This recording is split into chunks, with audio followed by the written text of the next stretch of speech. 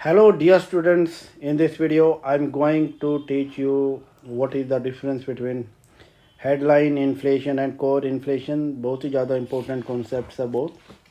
तो सबसे पहले देखिए कि मैंने आपको जो भी इन्फ्लेशन के बारे में बताया, जैसे CPI कंबाइन के बारे में बताया, तो इसमें क्या हो गया कि 200 के आसपास जो आइटम्स होती है, वेटेड आइटम्स होती हैं, उनमें हम देखते हैं कि उनका एग्रीगेट में किस तरह का प्राइस चेंज आ रहा है।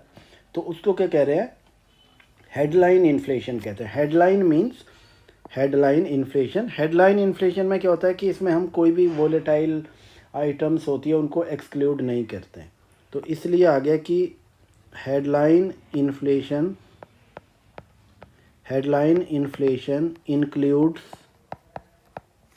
includes both the volatile and non volatile items.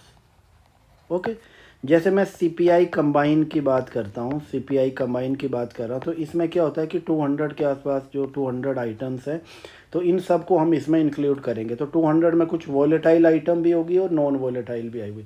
अब वोलेटाइल आइटम क्या होती है, ऐसी आइटम जिनके प्राइस फ्रीक्वेंट चेंज होते हैं, कभी इंक्रीज़ होते हैं कभी डिक्रीज़ होते हैं। जैसे मैं अनियन, टोमेटोज़, पोटैटोज़ इनकी बात करता हूँ, तो आपने देखा होगा कि टोमेटोज़ कभी इनका 80 रुपीज़ पर केजी हो जाता है, कभी गिर के 20s हो जाता है, कभी 30 हो जाता है। तो देखिए ये इनमें क्या क्या फ्लक्चुएशन होता रहता है, इनके प्राइजेज में क्या होता है, फ्लक्चुएशन होता रहता है। तो इनको क्या कहती है, टेम्पररी और शॉर्ट टर्म शॉक्स होते हैं। क्या होते हैं ये, वोलेटाइल में क्या होता है, वोलेटाइल में क्या होता है कि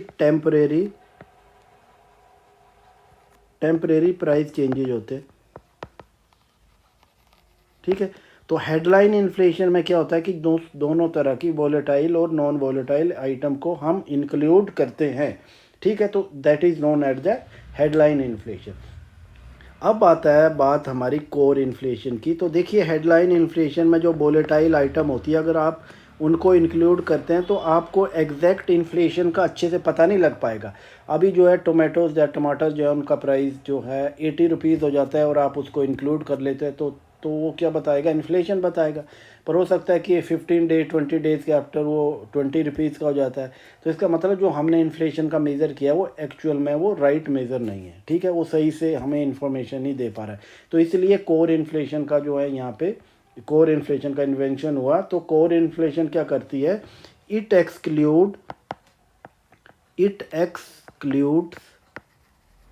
एक्सक्लूड्स वोलेटाइल आइटम्स। तो क्या हो गया, इसमें जो वोलेटाइल आइटम होती है इसको एक्सक्लूड किया जाता है। जब इनको, जैसे हम क्या करते हैं, वेजिटेबल्स या ऑयल जो होता है हमारा, उनके प्राइसेस जो होते हैं वो फ्रीक्वेंटली वोलेटाइल होते हैं, ऊपर नीचे आते रहते हैं, तो हम इसको एक्सक्लूड कर देते हैं। तो उसके बाद जो हम इन्फ्लेशन को कैलकुलेट करते हैं, that is known as the core inflation. ठीक है, तो इसमें वोलेटाइल आइटम जो है, फूड आइटम जो मैं कह रहा हूँ यहाँ पे, तो वोलेटाइल में क्या आ गया, फूड आइटम प्लस आपके जो ऑयल एंड एनर्जी प्राइजेज जो होता है, ऑयल एंड एनर्जी। जैसे आपने देखा होगा कि इंटरनेशनल मार्केट में जो ऑयल के प्राइस जो है पर बैरल जो होता है वो चेंज होता रहता है, फ्रीक्वेंटली चेंज होता रहता है। तो वो क्या बता रहा है यहाँ पे हमें कि हम इनको इन्फ्लेशन में इंक्लूड करेंगे तो हमें ये जो है एक ट्रू पिक्चर हमारी नहीं दिखा पाएगा, क्योंकि after some time this price जो है डिक्रीज़ होते जाएंगे। ठीक है, तो उस केस में नहीं हो जाएंगे। तो इसमें क्या है, ये आपको डिफरेंस ध्यान में रखना है कि हेडलाइन इन्फ्लेशन में हम volatile, non volatile, all items are included. ठीक है, जैसे CPI कंबाइन की बात करते हैं।